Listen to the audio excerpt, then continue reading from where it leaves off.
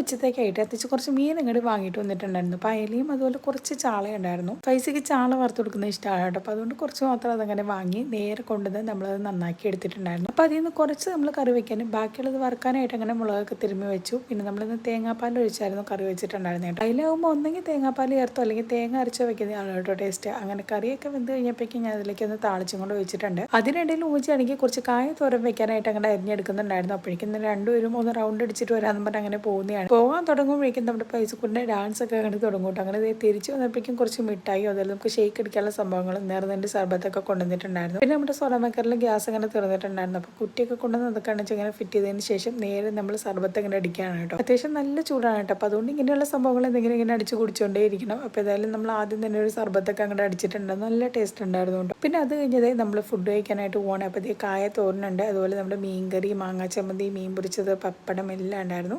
അങ്ങനെ എല്ലാം